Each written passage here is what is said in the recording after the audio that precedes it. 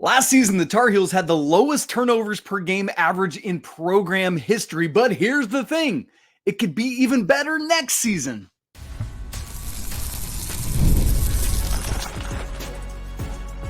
You are Locked On Tar Heels, your daily podcast on the UNC Tar Heels. Part of the Locked On Podcast Network, your team every day. Hey there, what's up? Welcome into the Locked On Tar Heels podcast, the only daily North Carolina show out there. It's Tuesday, June 11th, 2024. I'm your host, Isaac Shade, and you're joining us at the place to get your Tar Heels content every single day. Thanks for making us your first listener watching. A big shout out to all you everydayers out there, as well as all the members of the Locked On Tar Heels Discord community. This episode is brought to you by LinkedIn. These days, every new potential hire can feel like a high-stakes wager for your small business. That's why LinkedIn Jobs helps find the right people for your team faster and for free. Post your job right now at linkedin.com/lockedoncollege. Terms and conditions apply. Coming up on the show today, we're going to take a look back at how Carolina did in terms of turnover percentage last year, because I literally just realized this recently. It was the lowest percentage in team history, but I legitimately think it could be better this year. I'm going to unpack all of that and why. And then the College World Series is set. We're going to get you ready and primed for that as the Tar Heels head to Omaha today on Tuesday. So let's get over into this turnover percentage conversation. I have no idea how I haven't seen anybody else really talk about it either. And if you're a listener to our show or you follow me on social media, you know that I'm all in on stats all the time. And I'm finally getting to this point now where I'm starting to dig back into the numbers from last year and starting to look back at like where things are historically, how Carolina did comparatively, where were some good statistical things, where were some bad, that kind of thing. So we'll be doing some of that in the coming days and weeks and months throughout the offseason. But what I quickly realized as I was looking at turnovers is I had kept track during the season of realizing that Carolina was doing a really good job in terms of turnover percentage, which is basically the percentage of how many total possessions you have and on what percentage of those possessions you turn the ball over. I knew that had been pretty good, but I didn't know how good. So I went back and I was looking on Monday. I was like, let me just see how good, and we'll get to turnover percentage in a second, but I was like, in terms of turnovers per game, what did Carolina average last year? And I looked at it and it was 10.08 per game last year. And so I started looking, I was like, man, I feel like that's got to be pretty good. The total was 373 turnovers in 37 games last season. So I started going back through it. And in the Carolina record book, turnover, like you see the numbers on that all the way back. The first season is 72-73. So I just started going backwards. And I just couldn't find any numbers lower than that ever. And I kept going and I kept going and I kept going until I got to 72-73. And I was like, oh, last season was the lowest average turnovers per game ever. 10.08 turnovers per game. That's it. And frankly, it ain't particularly close because, in fact, only 3 times in all of Carolina history have the Tar Heels averaged fewer than 11 turnovers per game. They've never been into single-digit turnovers per game. And what's crazy is the top 2 in terms of lowest turnovers per game are the past 2 seasons. So that 10.08 last year, 23-24, and in 2022-23, they averaged 10.76 turnovers per game. And I know that doesn't seem like much from 10.08 to 10.76, but I'm just telling you, that's a big old massive gap. And so what they did last year was wildly and historically unprecedented for the Tar Heels program. The third lowest average, and the only other time it's been under 11 per game, was the 15-16 season. Marcus Page, Bryce Johnson Sr., that team, 10.78. So just slightly behind 2 years ago. And so you see this and it's like, that's interesting, because obviously it doesn't necessarily translate to winning, right? Like you think back to 2 years ago, again, the second lowest average ever, they didn't even make the NCAA tournament. So it's not the end all be all, but it is a very helpful thing. And we'll talk about that in a little bit. But let me give a caveat here. Obviously pace and number of possessions play a role. The more possessions you have, probably the more turnovers you're going to have. And the faster pace you play, the more turnovers you're going to have because you're a little more, I guess, careless. I'll use that word sometimes with the ball. In fact, I remember Coach Williams talking, as he was still the coach, about a certain just threshold that he was comfortable with. So while it's very notable and interesting that Carolina averaged the fewest turnovers per game ever last year, it's more important to look at turnover percentage because that is tempo free, right? It is looking at, regardless of your pace, what is the percentage of possessions in which you're turning over the basketball. And I got to say this, it's no shock based on what we just looked at, that last season was also Carolina's lowest turnover percentage. And this one doesn't go all the way back to 72, 73, but lowest turnover percentage of the KenPom era, which does have data back to 96, 97. So that's something as well. Last year, Carolina's turnover percentage was 14.1%. Again, wasn't the next closest isn't particularly close. Same thing. It was the year immediately preceding. That was the second lowest turnover percentage in the KenPom era for Carolina. And that was 15.2%, more than a whole percentage point behind. And again, you might think, well, that's pretty close, right? Let me give you some context. Last season, the best turnover percentage in the nation was Princeton, 12.0%. The worst in the nation was 21.4%. That was Howard. Out of 362 teams, the difference between number 1 and 362 was 9.4%. So when Carolina bests their previous best by 1.1%, that's doing something, man. I'm telling you right now. Really, really good stuff for Carolina. So not only was that their lowest ever, but as being a team that had 14.1%, they were 20th in the nation last year in terms of best meaning lowest turnover percentage. Really, really great stuff. And when you look at it in terms of the total turnovers, Carolina had 373 last year. Their opponents had 392. That's notable because it was the first time in the Hubert Davis era that the Tar Heels had fewer turnovers on the season than did their opponents. And so, you just look at all of that, and it's like, from turnovers per game to turnover percentage to total turnovers, especially as compared to opponent, Carolina did the Lord's work in that way, and you absolutely love to see it. So I just wanted to set that up to show you how historically good what Carolina did was last year. But I also show it to you because I've looked at the numbers in depth in terms of who's coming back, who's leaving, and who's joining this team. And I'm hopeful that Carolina can hang on to the ball even better next season. I'll get you that whole thing unpacked and explained coming up in just a second.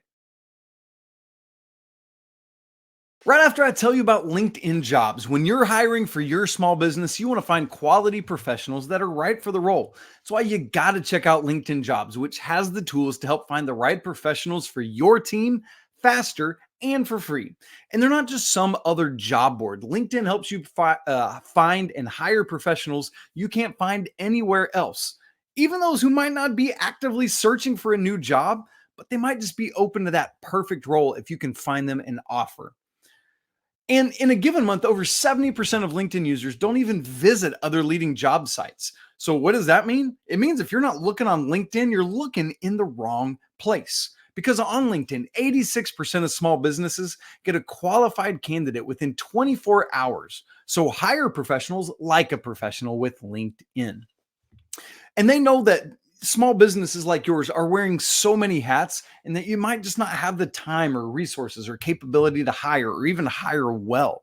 So they're trying to always find ways to make it more efficient and better for you. Like this, they recently launched a feature to help you write job descriptions. Again, always trying to make this process easier for you. So post your job for free right now at linkedin.com/lockedoncollege. Again, linkedin.com/lockedoncollege to post your job for free. Terms and conditions apply. So the Tar Heels last year, lowest turnovers per game in program history. in terms of turnover percentage, lowest in program history for the KenPom era, going back to 96-97 season. So then my question, and like, cool, but what does it mean for the upcoming season? Will we have any holdover? Is there consistency to that? What are we looking at? Well, as I dug into the numbers, I was asking those same questions. And what my research unveiled is that I think that Carolina has a very, very good shot at being at least right where they were last year, if not even better. Let me unpack it and explain it to you. The three main ball handlers from last season, RJ Davis, Elliot, Cadeau, and Seth Trimble, are all back. And when you think about turnovers and holding on to the ball, you want to think about your guards and who has them. And not only that, though, you want to think about usage percentage, which is just a metric of how often a player has the ball and is being used to do things. Well, all three of those guys are back and they're a year older. And because of the construction of this team, I expect them to have the ball and have an even higher usage rate this season. Now, I hear some of you screaming already, Isaac, whoa, hold the phone. Elliot had a terrible turnover percentage last year. And you're right. And we're going to get to that in a second, but just bear with me. We're going to go to RJ first.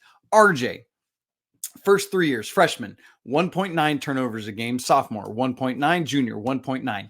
Last year, for the first time in his career, he lowered that down to 1.5 turnovers per game. But oh, by the way, he did that while having his second highest number in his career of assists per game. So the turnovers per game went down, the assists per game went up to almost a career high level. And here's the key with RJ. All of that happened while having the highest usage rate on the team last year, 27.7%. But also, not only did RJ have the highest usage percentage, he had the lowest turnover percentage on the team at 7.4%.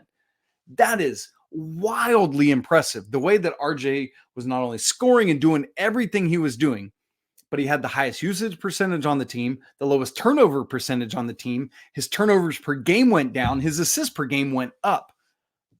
Unreal stuff. I hope you've realized how he affected the game so much more than just his shooting and his points and all of that. Unreal stuff. His turnover percentage, by the way, has gone down every year from 17.3% to 13.4 to 11.7 to last year's 7.4. Can it keep plunging? I'm hopeful, but man, even if he just stayed at 7-8%, that would be good enough. As for Seth, his turnovers per game was the exact same from his freshman year to his sophomore year, 0.6 turnovers per game. Part of that is minutes played, right? He just didn't play as many as, say, an RJ Davis. But his minutes per game from freshman to sophomore nearly doubled from 9.8 minutes per game up to 17.1 minutes per game. And yet his turnovers per game stayed the same, meaning his turnover percentage went way down, even while his usage also went up. So his usage, his freshman year is 12.2%. It went up to 14.8% last year. But here's the wild thing about Seth. His freshman year, his turnover percentage was 25.4%, meaning a quarter of the time Seth had the ball, he was turning it over. Last year, 11, all the way down to 11.9%, good for fifth on the team. That's an unreal turnaround for Seth. You love to see it, and you hope he can get down into single-digit percentage this year. But then Elliot. Now we get to Elliot, and this is where things really, really have to grow this season. He really needs to take a step forward, not just with his shooting, but with bringing down that turnover percentage. Of the top 9 players in Carolina's rotation last year, so that would be the starting 5 plus Jay Witt, Jay Wash, Seth, and Paxton Wojcik. Of those 9, Elliot by far had the highest turnover percentage at 19%. Now, to be fair to Elliot, he also had the team's highest assist percentage by far, way exceeding what anyone else did, 28.8%. To give you some context, RJ had the second highest assist percentage at 20, and then the only other regular that had a double-figure assist percentage was Harrison Ingram at 11.6. So to be fair to Elliot, His assist percentage and how much it outweighed everyone else's far trumped what he did in terms of turnover percentage, but still, you'd like him to bring that down. And his assist to turnover ratio was really strong for a freshman, 4.1 assists per game compared to 1.8 turnovers per game. But that said, yes, we need him to bring down his turnover percentage, and I expect him to grow by leaps and bounds in that area. I don't know if he'll have a Seth drop like 25.4 down to 11.9, but if Elliot could take it from a 19% turnover percentage, even something down around 11 or 12%, that would be lovely and glorious, and we would take it. So that's what, frankly, I expect from Elliot. Here's the other caveat of where Carolina has things that they need to grow. RJ had the lowest turnover percentage last year. Second, third, and fourth on the team in terms of lowest turnover percentage were guys by the name of Cormac Ryan, 9.9%, Harrison Ingram, 10.7%, and Armando Bacot, 11.8%. What do those dudes all have in common? They ain't suiting up for the Tar Heels next year. So that means Carolina needs other guys to lower their turnover percentage, and they need other players coming in to have a low turnover percentage. Who's going to step in if Carolina is going to have this low turnover percentage I'm talking about and low turnovers per game and do that work? Who can get down to where Cormac and Harrison and Armando were last year? Well, I've got some great news for you, friends. Let's look first at somebody else that was on the roster that we expect, at least where things are right now, to get a lot more playing time. Jalen Washington's turnover percentage last year was just 12.6%. And when you think about a big, you often think about, especially one that's less experienced and hadn't had as much playing time, turn over the ball a lot. Not Jalen Washington. He was sixth lowest amongst last year's regular, just behind Seth Trimble. And I expect him to bring that down. Now, obviously, he's going to have more playing time this year, but similar to Seth, he can take that leap and lower that 12.6, maybe down to 10. I'd love to see that. But here's the most exciting thing, and something I hadn't realized about either of these guys. Carolina's two incoming transfers, Cade Tyson and Ven-Allen Lubin, are turnover percentage dudes, turnover percentage all-stars. Let's start with Cade Tyson.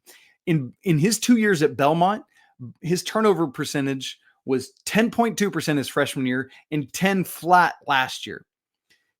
And both of those were with a wildly high usage rate, 22.1% and 22.7%.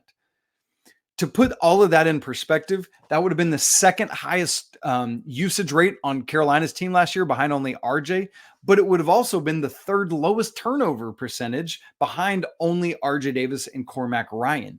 And yet, that's with the usage percentage that, again, would have been higher than Cormac's. Love it. Cade Tyson, just keep doing what you've been doing historically, and Carolina is going to be in good shape. But what about Ven-Allen Lubin? We talk about these bigs and how they turn over the ball a good bit. Well, both his years at Vandy have been strong as well. 12.6% turnover percentage his freshman year, 9.9 last year. And that's also with high usage rates, 18.9% and 21.8%. His turnover percentage last year would have tied him for second on Carolina's team with Cormac Ryan. And yet he's a front court player, but with the higher usage rate than Cormac had last year. And so it's really, really encouraging what Cade and Ven-Allen both bring to this team in terms of hanging onto the ball like some of the other core is doing. So what is the translation of all this? Why do we talk about this? What does it mean for this year's team? Well, history says, based on what they've all done individually and corporately, what Carolina's done the past several years now, is this team is going to do a phenomenal job of holding on to the basketball. Okay, cool, Isaac, that's great. Why does that matter? Well, you know what happens when you hold on to the basketball? You get more possessions, which means more shot attempts. What happens when you get more shot attempts? Hopefully you're making a bunch of them and you score more points. So keeping possession hopefully translates into more points for the Tar Heels. Ven-Allen Lubin, Cade Tyson, I fully expect them to replace what Carolina lost in terms of low turnover percentage. Jalen Washington, I expect him to come down. Seth Trimble, I expect him to come down. Elliot, I think, takes a massive step forward in terms of turnover percentage. And then it's just up to other guys to not be inefficient, right? Like Zayden High, not very good turnover percentage last year. Jalen Withers, not very good. Those guys just got to have better wherewithal when they've got the ball to make the right plays, to make the right passes, and things of that nature. And then there's also the variables of how will Ian Jackson and Drake Powell do? Yes, there will probably be some freshman inefficiency in terms of turnover percentage, but with this older core being around them, helping them understand, because you guys, you know this, you have to value the basketball on literally every possession. Every possession matters. And you see how many of those possessions from the Alabama game do we think about? The Armando dunk, the Jalen Withers 3, right? Those things haunt us. And that's why every possession, every ball, every non-turnover matters in a big way. So how will Ian and Drake do? That's a wild card. And then Elliot Cadeau's growth in turnover percentage, I think, is yet another key for this team. So fun conversation. Pretty cool, right? That Carolina has done so well with turnover percentage and should on paper do so again this year, which would be a massive benefit.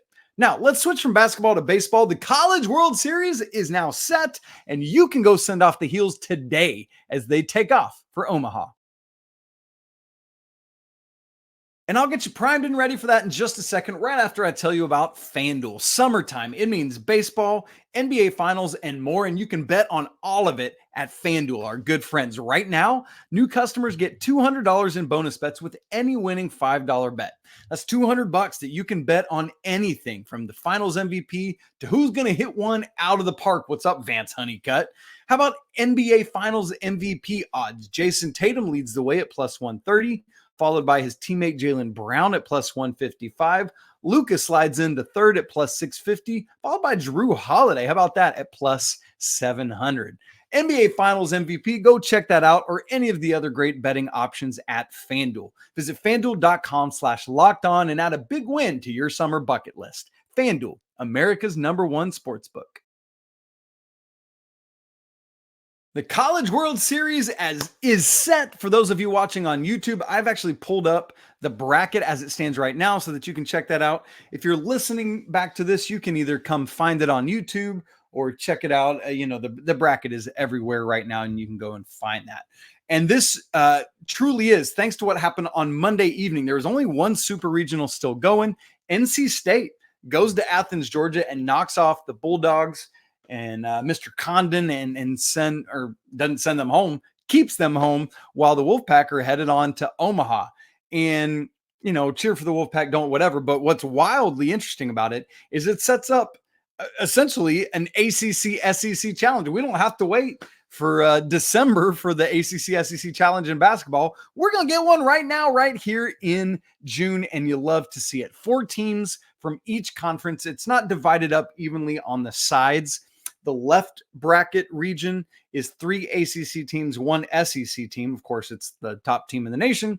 The right side bracket regional is 3 SEC teams and 1 ACC team. And I mean, this College World Series field, you all, whoever wins this thing is going to be a team that survives a dogfight. 5 of the top 8 national seeds are left, including all of the top 4. Number 1, Tennessee. Number 2, Kentucky. Number 3, Texas A&M. And obviously 4th, Carolina. And number 8, Florida State. Plus, you've got 2 of the other top 16 national seeds. NC State, number 10. UVA, Virginia, number 12. And the only non-top 16 seed is Florida. And were they in the College World Series last year? Am I thinking correctly? I think so. Somebody correct me if I'm wrong on that, but that's my thinking in real time here. So what I want to do is give you some primer on this. You might have seen it already, but we now know game times and things like that specifically for Carolina's first game and one of 2 options for their second game. Remember, this is double elimination. Think of it as just Carolina has a 4-team regional that includes North Carolina, Virginia, Tennessee, and Florida State. And the other side has a 4-team regional, Kentucky, NC State, Texas A&M, and Florida. The 2 winners of those regionals essentially play another super regional, a best 2 out of 3. The winner of that is your national champion. That's how it goes. So game 1 info, here you go for the Tar Heels. They play the first game of the College World Series, just diving right on into this bad boy. Why not? Friday, 2 p.m. Eastern time on ESPN. Carolina will be the home team by virtue of being the better national seed. And again, this is against Virginia, whom Carolina lost 2 of 3 to in the regular season, although it was in Charlottesville. So looking for some measure of revenge there. In terms of game 2, Carolina will play again on Sunday, win or lose. It'll be Sunday. They get a day off, unlike the regionals. The question is just when. So if Carolina wins game 1, they will play Sunday night at 7 Eastern against the winner of Tennessee, Florida State. If they lose to Virginia on Friday, they will play the loser of Tennessee, Florida State at 2 p.m. Eastern on Sunday. TV yet to be determined for that. I'm guessing that night game will not be on ESPN because that's when Sunday Night Baseball is going on. I would think, though, that the afternoon game probably is. So I would think the afternoon game's ESPN, and I'm going to just speculate that the night game on Sunday will be ESPN2. So, but keep your eyes out for that. Obviously, I'll let you know as we get closer there. And here's the great news. The hope, I talked about this on yesterday's show, was that Carolina would be in the bracket that plays Friday, Sunday instead of Saturday, Monday. And that's exactly what they got. And here's why. The team from Carolina's bracket that starts 2-0, that wins their first game and then wins the winner's game, they'll play Friday, Sunday, and then be off until Wednesday. So you get a day off between 1 and 2, and then you get 2 days off before you play your third game in basically the semifinals of the NCAA tournament. But even the teams in Carolina's bracket that are 1-1 and playing in that second elimination game get another day off. They will play Friday, Sunday, Tuesday. So regardless, being in Carolina's bracket is great. Obviously, you just don't want to be the first team out the door and get double eliminated. By comparison, the other bracket will play their games Saturday and Monday.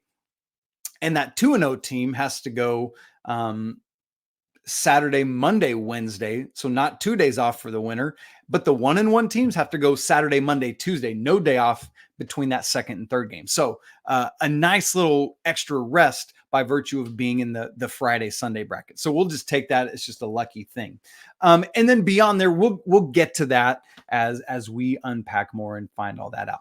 In terms of rotation for the Tar Heels, again, I'm expecting because Jason DeCaro will essentially be on typical rest. That's the benefit of Carolina sweeping West Virginia. They were done Saturday and they don't play again until Friday. And so I'm expecting we get DeCaro in game 1 and then Shea Sprague again in game 2, regardless of whether it's Tennessee or Florida State, unless Coach Forbes and the staff look at this thing and just think that maybe Sprague matches up better against Virginia and that DeCaro would match up better against Tennessee or Florida State. That's the only way in which I think they would flip it. But based on how Coach Forbes has played it this offseason, I think he'll just stick to script and regardless pitch DeCaro on Friday. So we'll watch out for that. Now, the thing you need to know, team send-off today. You thought the Bosch was done for the season. One last chance to get in the door.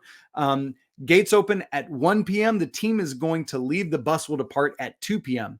So go check out the Bosch today, this afternoon, and send this team off in style to head off to Omaha. So there you go. That's the primer for the College World Series. Love that we have this bracket now. Should be electric and can't wait to see it. This ACC SEC challenge for the College World Series champion. All right, gang, it's always a great day to be a Tar Heel. If you're not subscribed to our show on audio and video, please do so. It's very easy to be part of. Just go to your favorite audio podcast platform, search Locked On Tar Heels, and just hit subscribe. If you're watching on YouTube, the link is right down there in the right-hand corner. Hit it. Also, hit that bell notification so that when we go live after the games this weekend, you'll get a notification and can tap right in. All right, I said it a second ago. I'll say it again because it's always a great day to be a Tar Heel. We'll talk again tomorrow on the Wednesday show, but until then, peace.